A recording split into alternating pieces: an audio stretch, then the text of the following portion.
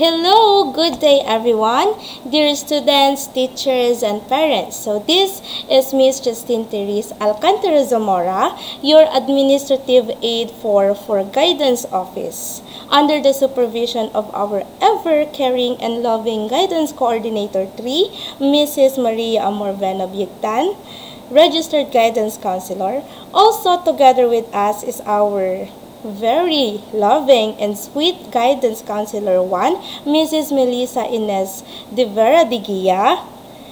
On our technical side, we have our administrative aide 3, Mrs. Evangeline Mananum, and we are your guidance office personnel.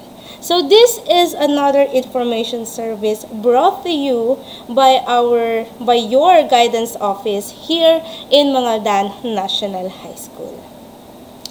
So for today's video lesson, we are going to talk about protection of the victim, the bully, and the bystander. Okay, next slide please. Bullying is a serious problem in our schools today. As of now, we have collected some bullying incidents already. Given the fact that you are still young and having a young mind, you tend to do some mistakes that could be still corrected with proper guidance. That's why you have us. Okay? School bullying affects not only the safety and the social well-being of the school community, but most importantly, it creates unhealthy children, jeopardizing the holistic development. So bullying is a no joke because this could cause further danger to anyone. Next slide, please. Bullying is a form of violence that hurts the victims, the bystander, and also the entire school community. So, as stated by our SSG advisor yesterday, Sir Valeriano Daguros, in the previous video lessons about the bullying service in the Philippines, in 2018, 6 out of 10 Filipinos said that they were bullied, according to a survey facilitated by the Program for International Student Assessment, or also known as PISA. So imagine that. So, 6 daw sa 10 ang nabubuli according to them. Okay?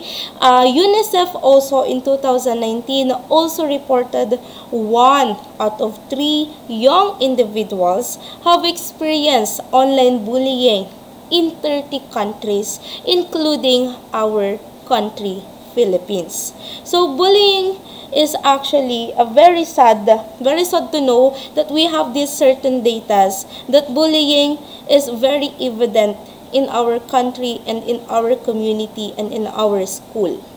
Okay, next slide please. So, let us first lighten the mood by playing this certain Q&A game. So, what you're going to do is you're going to test your knowledge about bullying. Kung nakinig ka nga talaga kahapon sa mga talk ng ating mga speakers. Okay? So, what you're going to do is you're going to try to answer the test by true or false. So, you may answer on a piece of paper, or you may answer on your mind, or you may also share your answer to your seatmates. Are you ready? So, I will give you 10 seconds to answer each questions. Okay, mukhang ready na kayo. So, let's start with question number 1. Question number 1, only boys bully. Your timer starts now. 10, 9, 8, 7, 6, 5, 4, 3, 2, 1. Timer is up. What's your answer? Is it true or false? Next slide, please. So, the correct answer is false. Bullying occurs among boys and girls. Physical bullying by boys is the most common and obvious bullying behavior among students. However, physical, verbal, and relational bullying occurs among boys and girls. So, hindi lang po mga lalaki ang nambubuli sa kapwa nila lalaki or sa mga babae. Pwede ring vice versa, same gender, opposite gender, and the likes. Okay? Ready for question number 2? So, question number 2. Spreading rumors is a form of bullying. Ang pagmamarites po ba ay form of bullying? Your timer starts now. 10, 9, 8, 7, 6, 5, 4, 3, 2, and 1. Timer's up. Is it true or false? So, correct answer is true. Tama po, ang pagmamarites po ng hindi totoo ay form of bullying. So, spreading rumors is a form of bullying. Name-calling, isolating others, and causing embarrassment are all forms of bullying that can cause serious long-term consequences. So, these relational forms of bullying may occur in both girls and boys. So, some studies have found that a higher incidence of relational aggression is on girls. So, mas mamarites daw po ang ating mga kababaihan. Tama po ba yun, girls? Do you agree? Okay, so let's proceed with our question number 3. So, question number 3, bullies have more power than their victims. Is it true or false? Your timer starts now. 10, 9, 8, 7, 6, 5, 4, 3, 2, and 1. Time's up. Correct answer is number 3 is true. Bullies have more power than their victims because bullies usually choose victims who are physically weaker or different or who have lower social status or self-esteem. However, some students both bully themselves and are bullied by others kahit na hindi sila less powerful dun sa bully. So, the children who are both bullies and victims are highest risk for problems. So, they are more likely to experience depression and anxiety and more likely to become involved in delinquent behavior. Imagine that. Okay, are you ready for question number 4? So, question number 4. Nothing can be done at school to reduce bullying. Is it true or false? Timer starts now. 10, 9, 8, 7, 6, 5, 4, 3, 2, and 1. Okay, time's up. Correct answer is, of course, it's false. We can do something to reduce bullying. So, various school-based interventions reported worldwide that have reduced bullying by 15% to 50%.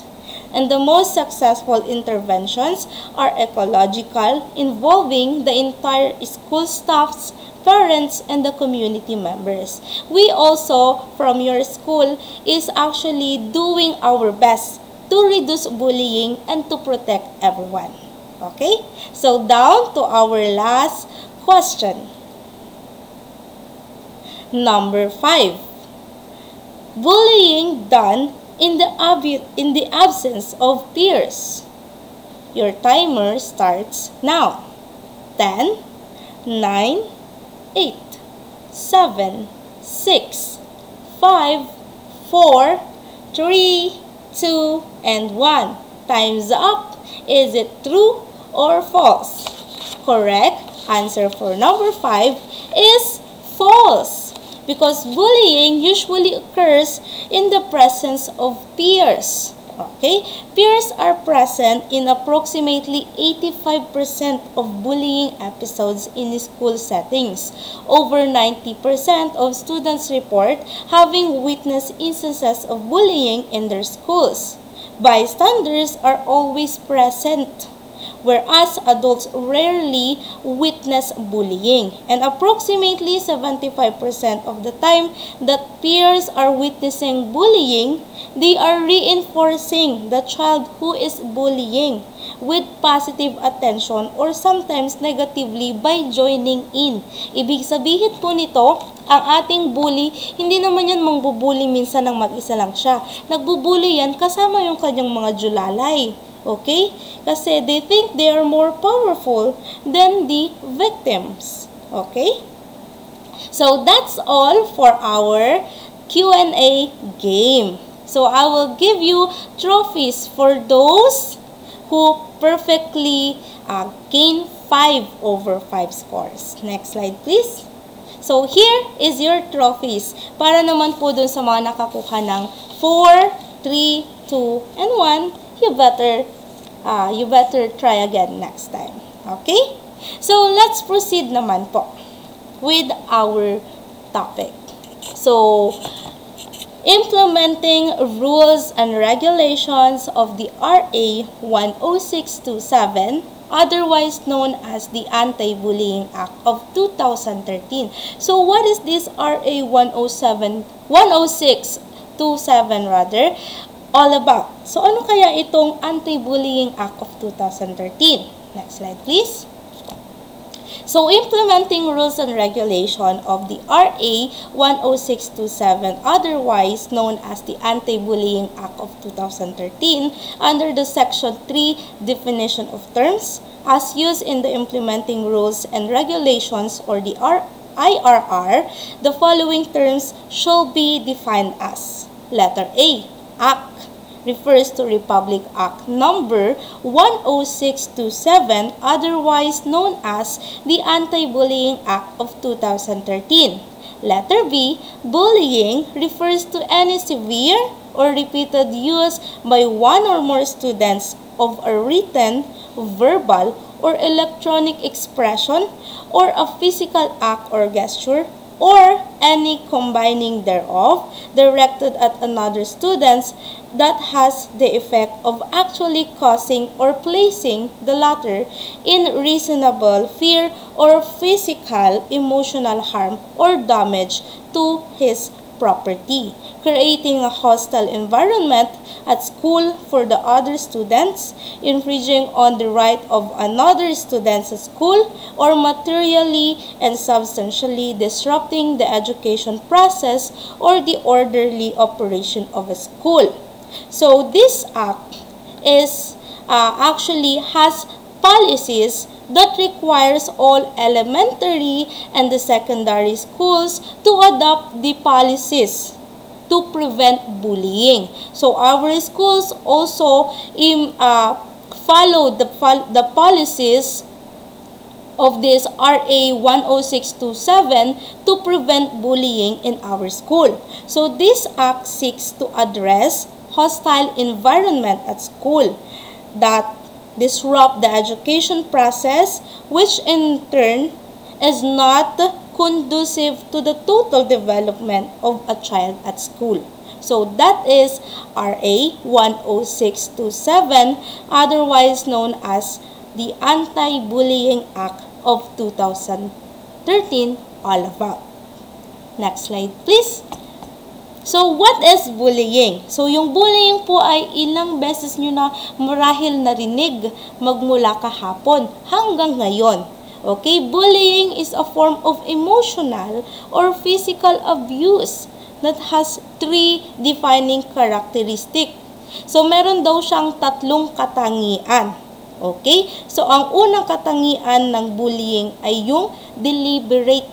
Ibig sabihin, a bully's attention is to hurt someone. Ang intention ng isang bully ay saktan ang isang kapwa niya, estudyante, tao, or kung sino man. Number 2, repeated. So, a bully targets the same victim again and again. It is because siya lang yung kaya niya, siya lang yung alam niyang mahina. Kaya paulit-ulit niya pong ginagawa ito sa isang tao. Okay? Next naman po is the power imbalance. So, a bully chooses victim that she or he perceive as vulnerable. Okay? So, pag nakita niyang vulnerable, mahina, or merong low self-esteem or quiet ang isang tao, bata, kapwa niya estudyante, marahil ito ang kanyang ibinibiktima. Because he thinks or she thinks that she is capable or kayang-kaya niya ang taong ito. Next slide, please. So, bullying is a covert activity. Ibig sabihin, hindi ito madaling makita. Okay?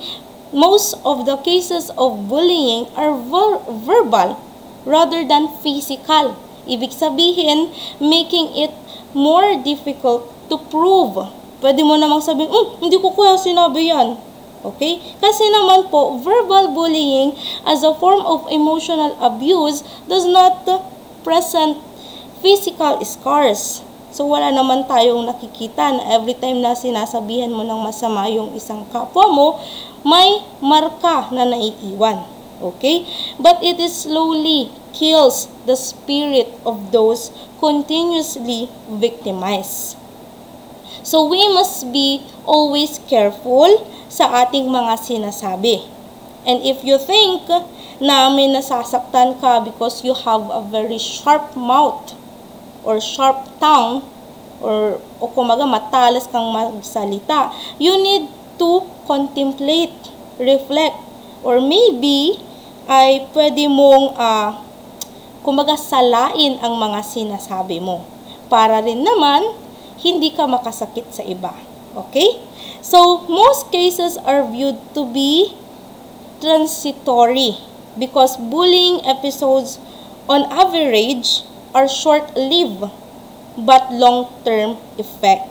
Ang ibig sabihin ng transitory ay madaling lumipas. Okay, sinabi mo, binuli mo yung kaklase mo, nakikita ko naman siya, okay lang yun, ayos lang sa kanya yun. Wala yun, madali na, makakalimutan niya na yun bukas.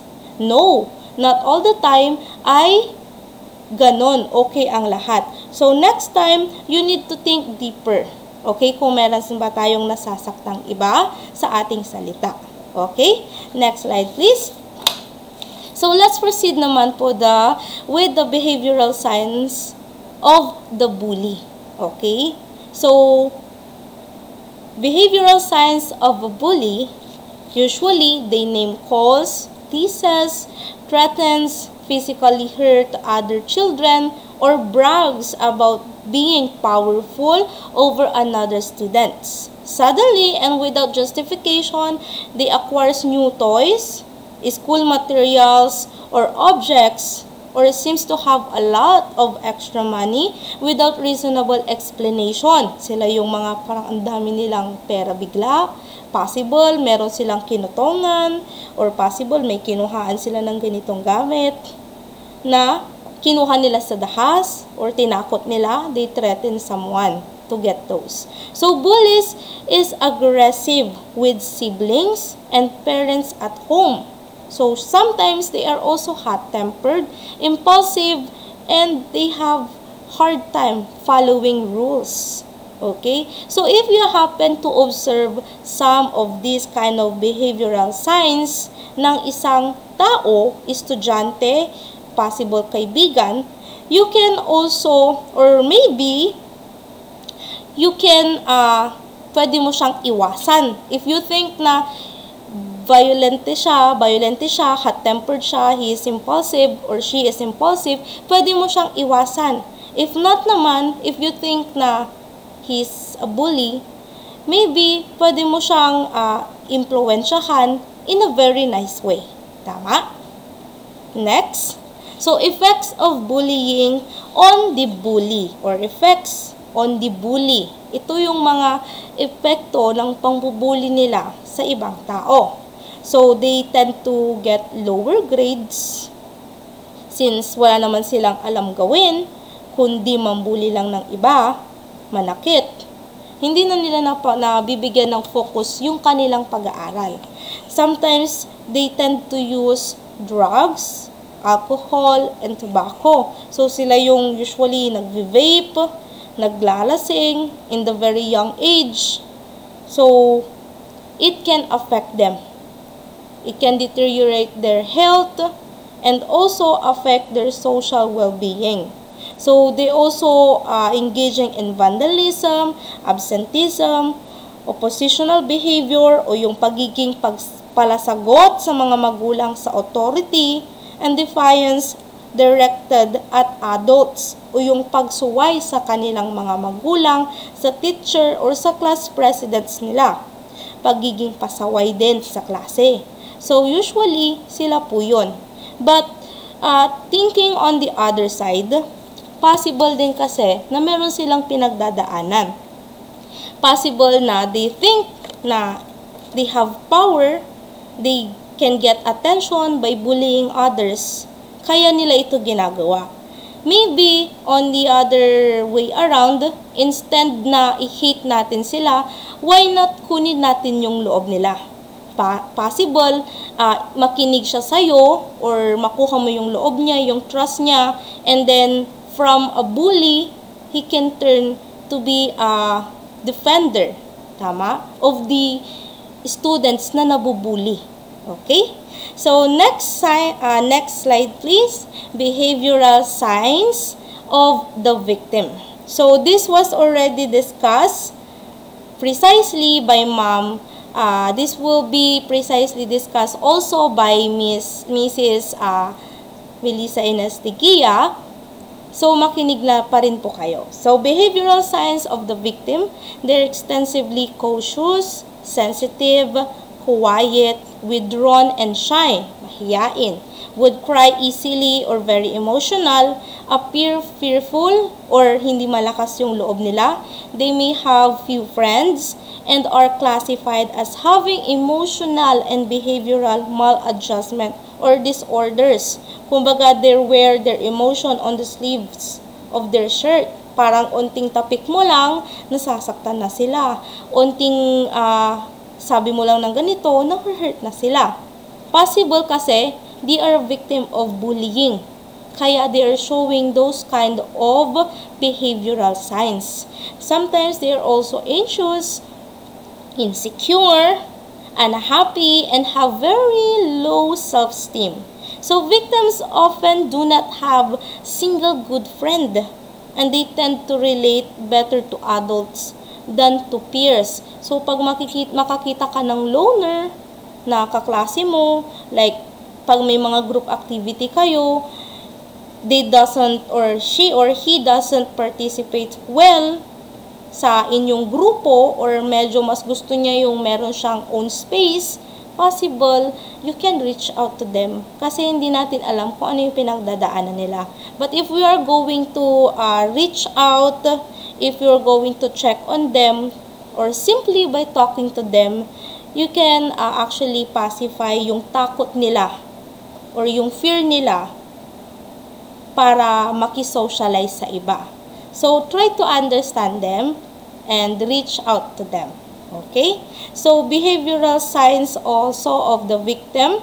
So, they may not fit the macho or the social image since they perceive themselves to be physically weaker than male peers. So, ito naman yung sa mga lalaki. This is a note for boys. Kung meron kayong nakikita dyan na parang sobrang mahiyain na lalaki, do not call them, ang bakla naman nito, ganito naman, bakit hindi to sumasabay sa amin? Siguro ang gusto nitong kasabay is ganito. So, pag nananahimik sila, possible, they are, meron silang takot na hindi nila nai-express or hindi nila masabi. So, try to reach out to them also by simply talking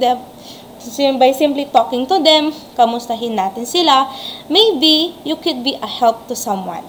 Okay? For girls naman, if they are if they are girls, they tend to be less physically attractive than female peers. So, for example, parang may feeling mo ang losyang-losyang nitong girl na to, why not try to make over? Parang bigyan mo naman sila ng onting makeover para ma-boost nila yung kanilang self-esteem.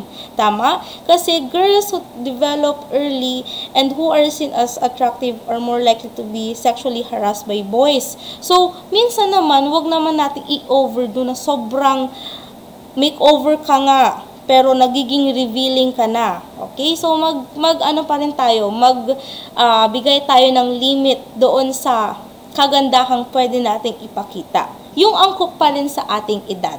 Okay po, girls? Okay, next slide, please. So, effect of bullying naman para sa mga victim.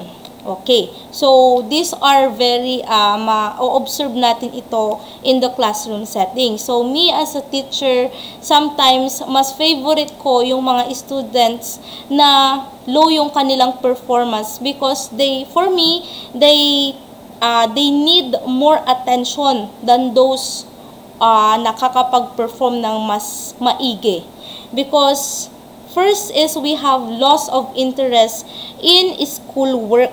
Okay? So, nagkakaroon din sila ng reluctance to attend school because of fear.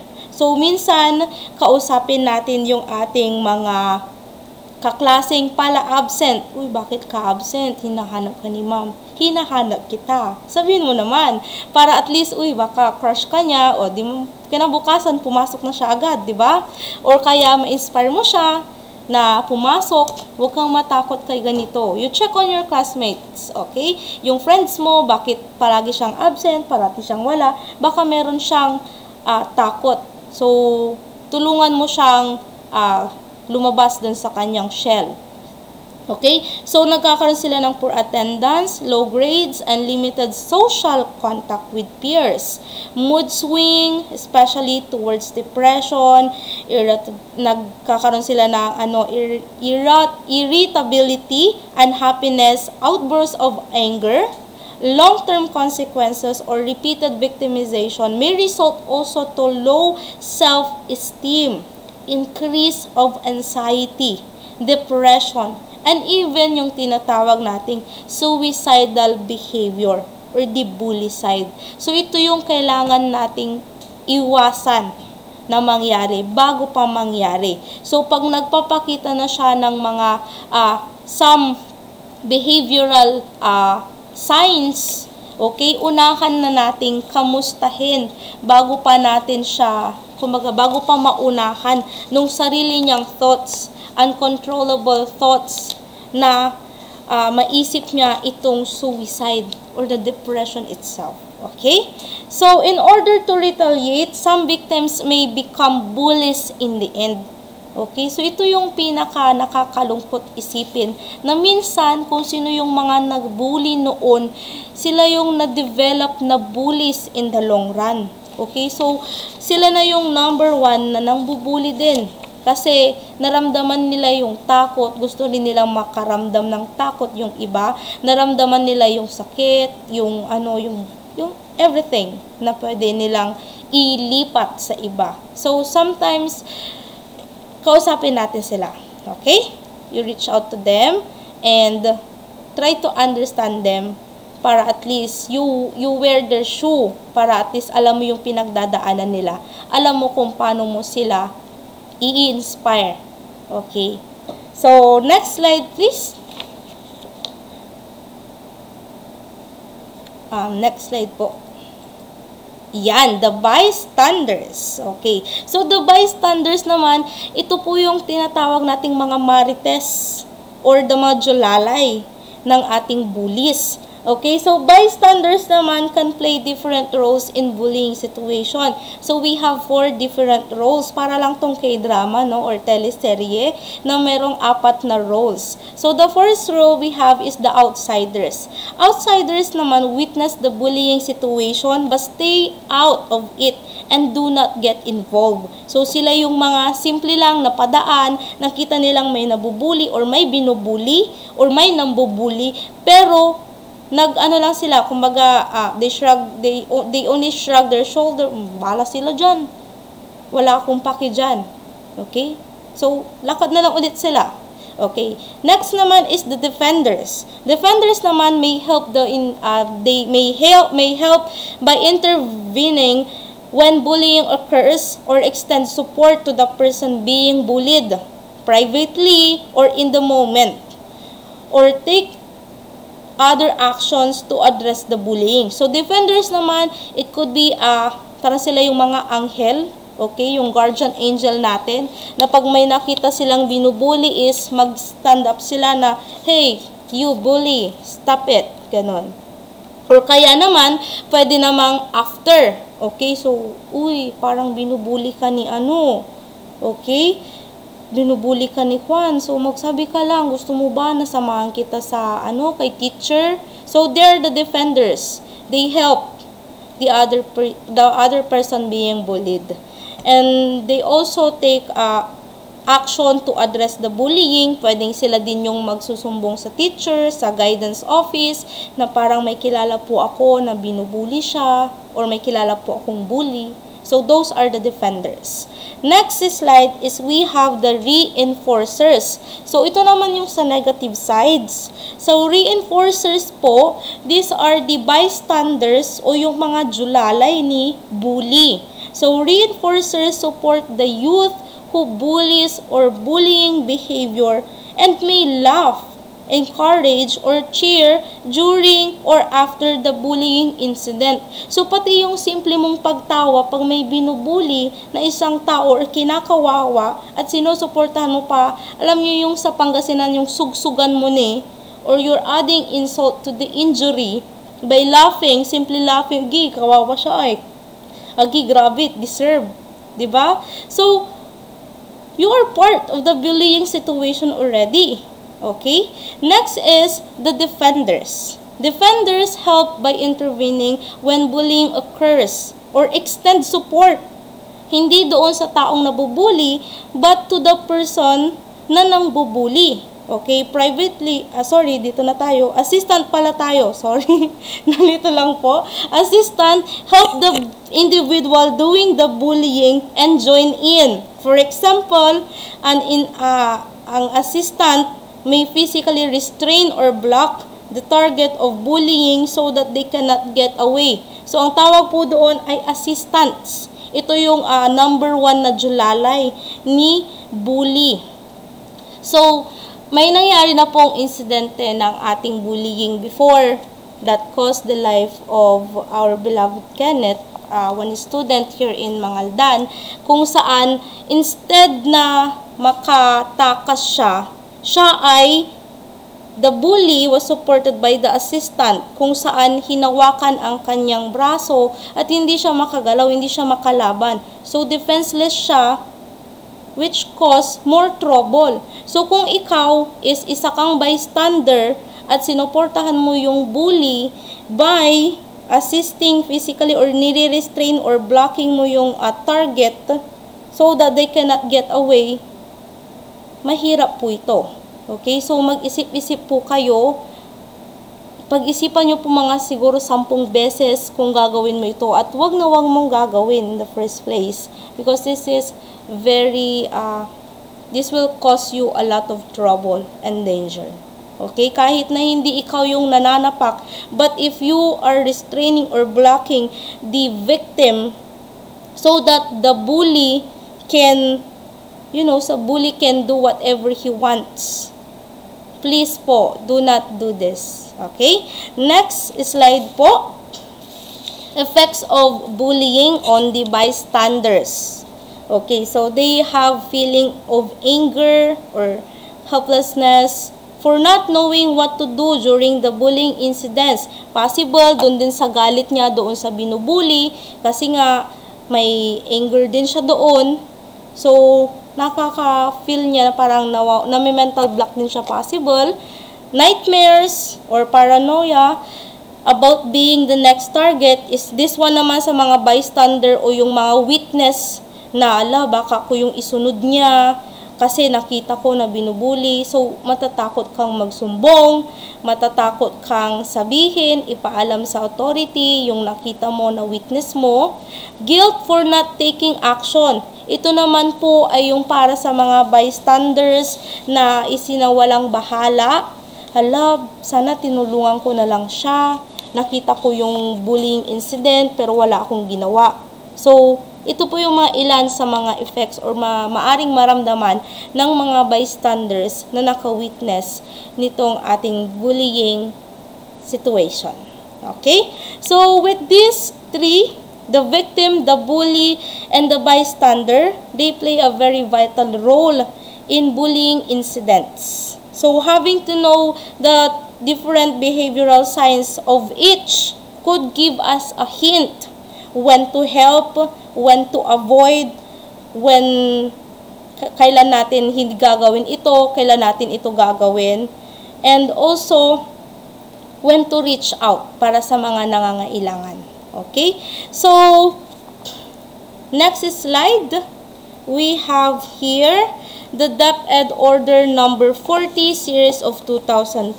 So what is this all about? So the Department of Education shall ensure that schools are a safe place for the education of children. So the best interest of the child shall be paramount consideration in all decisions and actions involving children. So what is this DepEd Order number 40 series of 2012 all about? Next slide, please.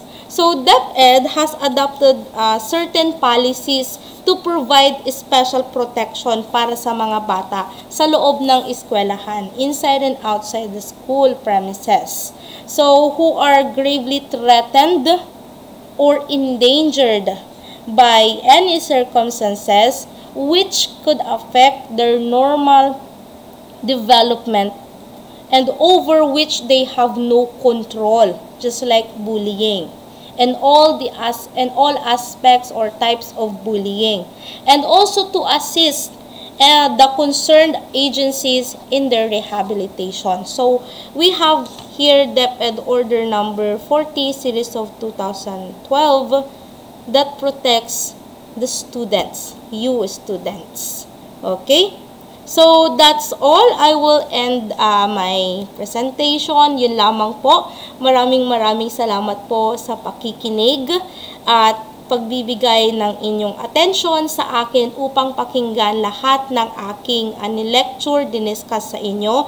I hope na baunin nyo po ito hindi lamang ngayong araw hanggang mamaya, kundi sa pang-araw-araw na inyong buhay. So, iiwan ko po kayo ng isang katagang. Strong people stand up for themselves, but the strongest people stand up for others. Be a good help to others. Tulungan po natin ang nangangailangan at pagbutihin po natin ang pag-aaral. Magkaroon po tayo ng self-esteem. Develop po natin yung ating confidence because the bully could not bully you if you believe in yourself. Okay? So, para din naman sa mga bullies out there, mag-iiwan din ako ng kataga na if you will not stop, we will never also stop stopping all of you. That's all for today. Thank you and have a great day, everyone.